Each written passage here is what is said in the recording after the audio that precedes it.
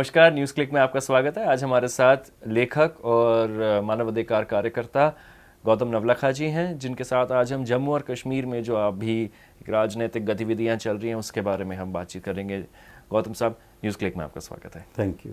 गौतम जी, सबसे पहले अगर हम इस गठबंधन की बात करें जो जम्मू और कश्मीर में जो सरकार बनी थी, जहां एक तरफ पीडीपी है और एक तरफ भाजपा है, और इनके कई मुद्दों पर ज़मीन आसमान के फ़र्क रहे हैं इनकी समझ पर कई मुद्दों पे, चाहे वो आर्टिकल 370 हो या फिर अफ्स्पा का मुद्दा हो या ऐसे कई सारे और मुद्दे जो जम्मू और कश्मीर के लिए बहुत ही अहम मुद्दे हैं। इसके बावजूद इन लोगों ने एक गठबंधन बना के सरकार बनाई। तो क्या आपको ये सिर्फ एक किस्म का अवसरवाद लगता है या क्या कारण थे इसके पीछे? अवसरवादिता तो है ही, इसमें तो दो राय नहीं है, लेकिन चुनावी राजनीति में इस तरह के गठबंधन हमने पहले भी देखे हैं, तो इसमें कोई ताज्जुब करने की बात नहीं है। ये होता रहा है। जहाँ रहा सवाल बीजेपी और पीडीपी का, जहाँ की बहुत सारे मुद्दों पर उनके ख्यालात एक दूसरे से बिल्कुल ही नहीं मिलते हैं।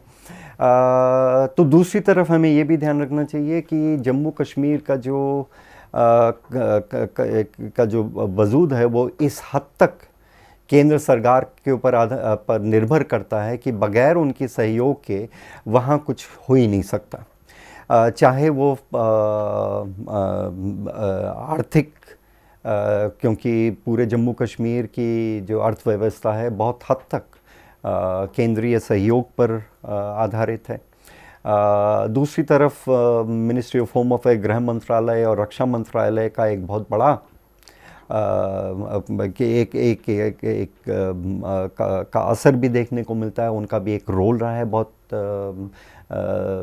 आंतरिक सुरक्षा के नाम पर एक उनका भी रोल बनता है। लिहाजा केंद्र के साथ एक सहयोग के बिना किसी भी सरकार का टिक पाना, वही पुरानी जो एक दिक्कत पहले भी थी वो आज भी है। तो वो भी एक कंपेलिंग रीज़न बन जाता है, उसको आप नज़रअंदाज नहीं कर सकते हैं। तो इसके चलते इनका साथ आना अपने आप में कोई इतनी ताज्जुब की बात नहीं है। अब इन तमाम अंतर्विरोधों के जो हैं इनके बीच में, उसको वो कैसे निपटाएंगे ये आने वाला वक्त दिखाएगा। लेकिन कुछ चीज़ें हैं जिसे अभी हम मान के चलना चाहिए कि कश्मीर में इतने सारे अंतर्विरोध हैं, इतने फॉल्ट लाइंस हैं कि किसी भी मुद्दे पर कभी भी आग भड़क सकती है। ये हमने पहले भी देखा है और ये भविष्य में भी हो सकता है। लिहाजा उसको ध्यान में रखते हुए हमें देखना पड़ेगा कि किस तरह से ये मिलीजुली सरकार, ये गठबंधन सरकार इन चीज़ों से निपटती है, जहाँ की आरएसएस की सोच एक तरफ ले जाने वाली है। पीडीपी की मजबूरी है कि वो पूरी तरह उसके साथ न जाए, आरएसएस के साथ। अगर इसी बात को ही आगे लेकर जाएं, जैसे आप कह रहे हैं कि एक तरफ आरएसएस की सोच है और एक तरफ पीडीपी की शायद मजबूरी है कि पूरी तरह से उस तरफ ना जाए, लेकिन अगर अभी फ़िलहाल जिन अंतर्विरोध जो इनके बीच में जो आने वाले हैं, अभी मसरत आलम का ही जो मुद्दा है और उसकी रिहाई का मुद्दा जो है, उसको लेकर अब आरएसएस ने भी बहुत बड़ा उसका डंका बजा दिया है हर जगह। आपको क्या लग रहा है कि क्या ये जो गठबंधन है और ख़ासकर कि इस तरह के जो अंतर्विरोध अब सामने आने वाले हैं, ये गठबंधन आपको कहाँ जाता हुआ नज़र आ रहा है? फिर चीज़ें किस तरफ करवट लेंगी ये कहना बड़ा मुश्किल है, लेकिन दिक्कतें आने वाली हैं, परेशानियां बढ़ने वाली हैं इस गठबंधन सरकार के लिए, इसमें दो राय नहीं है। जहाँ तक मसरत आलम का सवाल है, देखिए मसरत आलम के छूटने में मुफ्ती सरकार का कोई रोल नहीं है, ये तो आज साफ हो गया है। ये उनकी मजबूरी थी, सरकार की मजबूरी थी उसको छोड़ना, क्योंकि उन्होंने तमाम जो कानूनी दांवपेच थे उसका इस्तेमाल करके वो वहाँ उस मुकाम तक पहुँचे जहाँ उनको पता था कि इसके आगे वो जा नहीं सकते हैं और उसको डिटेन नहीं कर सकते हैं, जैसा कि पहले करते आए थे। उसमें हाई कोर्ट का भी रवैया रहा है और सुप्रीम कोर्ट का भी खास जो आदेश था इस मसरत आलम के मामले में, वो स्पष्ट कर दिया था कि उसको वो बार बार प्रिवेंटिव डिटेंशन के तहत गिरफ्तार नहीं कर सकते हैं। तो उनके सामने रास्ते नहीं है, एविडेंस सबूत के अभाव चलते जहाँ तक मेरा मानना है ये फर्जी केसेस में भी मसरत आलम को अक्विट कर दिया जाएगा जैसे ऐसे केस ख़त्म होने लगते हैं। और उन कोर्ट से भी उनको हर एक मामले में बेल मिली हुई थी, तो फिर उनको पकड़ के रखते कैसे? उनके छुड़ने के बाद एक चीज़ लेकिन जो सामने आई है वो ये कि अब पीडीपी थोड़ी कतरा रही है उन तमाम राजनीतिक कैदियों को छोड़ने के लिए जिसके कि वो वायदा करती रही है, वहाँ उसके सामने दिक्कत आ रही है। तो मसरत के मामले में कुछ करने में वो उनके लिए दिक्कतें हैं, लेकिन बाकियों को छोड़ने में वो जो कतरा रहे हैं, उसका मतलब है कि कहीं ना कहीं वो दबाव आरएसएस का काम आ रहा है। लेकिन ये उनके लिए खुद के लिए मजबूरी पैदा कर रहा है अंदर, क्योंकि उनकी विश्वसनीयता पर आज एक संदेह होने लगा है। एक चीज़ मैं आपको जोर दे के बतलाना चाहता हूं कि इस चुनाव में एक जो संकेत और एक जो सबक जो बड़ा क्लियर था, कश्मीर में जिस तरह का वोटिंग परसेंटेज हुआ, तो उसमें बहुत बड़े हद तक लोग अगर आए तो एक जो वजह थी वो थी कि बीजेपी को कश्मीर में हराना, उनको कोई भी सीट नहीं जीतने देना, ये एक बहुत बड़ी वजह थी। और इसे कम करके नहीं आंका जाए तो बेहतर है, क्योंकि इसी वजह के चलते आप देखेंगे कि कुछ जगह पीडीपी को मिले, कुछ जगह एनसी को मिले, कुछ जगह कांग्रेस को मिले। अगर केवल पीडीपी के पक्ष में वोट देना होता लोगों को, तो पीडीपी को बहुमत आसानी से मिल जाता, वैली में कम से कम वैली में मिल जाता, और वैली में अगर मिलता है तो बहुत उनके लिए आसानी होती है अपने लिए अपनी एक सरकार बनाने की। ये नहीं हुआ। ये अपने आप में संकेत है कि इसका मतलब ये नहीं है कि लोग पीडीपी की तरफ ही उनका पूरा का पूरा झुकाव था। मेरे कहने का आशय यह है कि चुनाव को हम किस तरह से समझते हैं, उसके बारे में भी थोड़ी हमें एक संवेदनशील होने की ज़रूरत है और थोड़ी गहराई में जाने की ज़रूरत है, जिससे कि कुछ अलग अलग चीज़ें फिर सामने दिखने लगती हैं। इन चीज़ों को ध्यान में रखते हुए पीडीपी के लिए अगर ये गठबंधन सरकार टूटती है और पीडीपी इस गठबंधन सरकार के टूटने का इस्तेमाल खुद के फायदे के लिए करना चाहती है और एनसी और कांग्रेस को मार्जिनलाइज जो करने की वो इच्छुक है, उसमें सफल हो पाती वो तभी होगी जबकि उसकी विश्वसनीयता बनी रहे।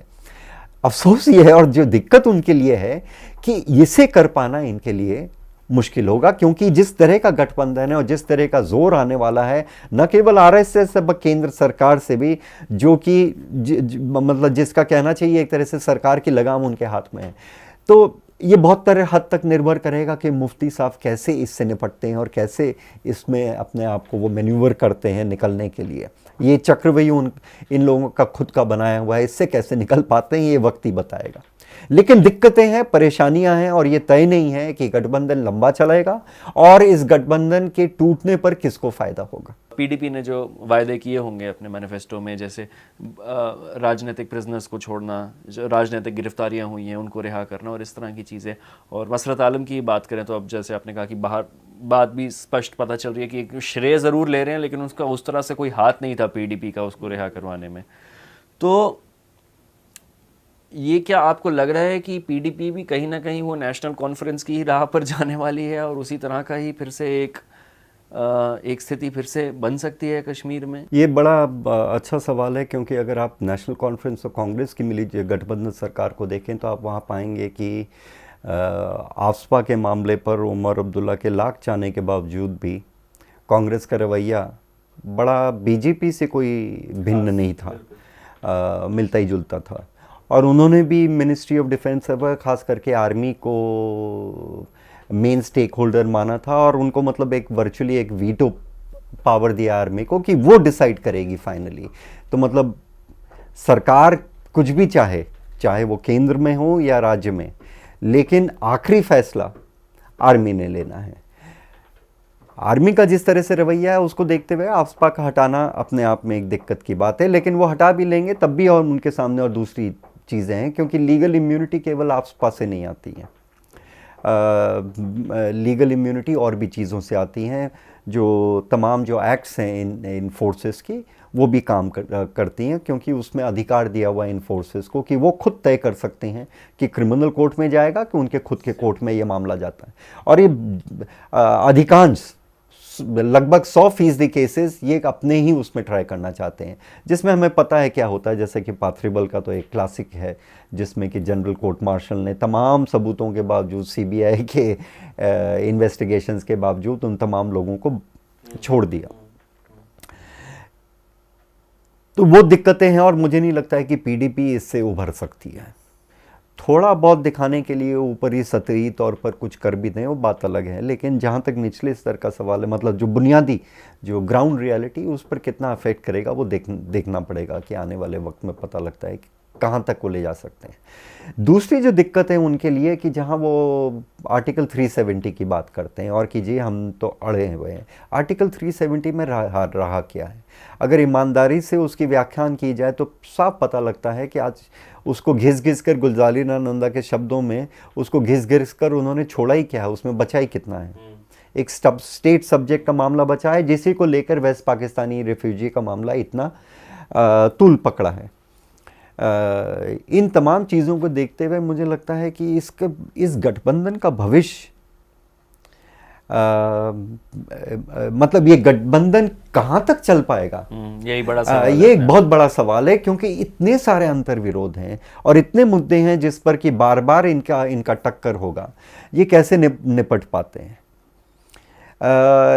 एक चीज़ जो कि हमें और भी ध्यान में रखने की ज़रूरत है कि पिछले साल का जो सैलाब आया, जो बाढ़ आई और जो तबाही मची, उसके बाद जिस तरह से केंद्र सरकार ने अपनी एक बहुत ही कहना चाहिए एक निचले स्तर की राजनीति का उपयोग किया। मतलब उन्होंने उस तमाम कोई भी राहत इसलिए नहीं पहुंचाना उनको सही लगा क्योंकि वो चाहते थे कि इसका वो भरपूर फ़ायदा उठा सकें चुनाव में। और चुनावी कैंपेन में उन्होंने बार बार इस बात का जिक्र किया कि आप भाजपा को जिताओगे तो बाढ़ प्रभावित जो लोग हैं उनको भरपूर मदद केंद्र की तरफ से मिलेगी। तो एक लालच भी दिया गया लोगों को कि वो भाजपा के फेवर में करें। ये जो डिले हुआ है ये भी एक लोगों की समझ पर भी तो एक समझदारी भी तो बनाती है। हम इसको पूरी तरह से नज़रअंदाज नहीं कर सकता। हम ये सोचें कि लोगों को पैसा देकर आप कभी भी खरीद सकते हैं, हर हाल में खरीद सकते हैं, उनका मुंह चुप करवा सकते हैं, ये पहले कभी सही हो सकता हो लेकिन मुझे नहीं लगता है कि आज की तारीख में ये इतना मायने रखता है। इन तमाम चीज़ों का क्या असर होने वाला है, क्योंकि ऐसा नहीं है कि लोग हाथ पर हाथ धरे रह के बैठे हैं। वो अपने खुद के पैरों पर खड़े होकर जो भी वो कर सकते हैं वो लोग कर रहे हैं। मेन सहायता वो लोग एक दूसरे को, ये जो वॉलंटियर्स हैं ग्राउंड लेवल पर तमाम पार्टीज़ के, वो कर रहे हैं। आज भी वो मदद के लिए सबसे पहले ज़्यादा वही आ रहे हैं।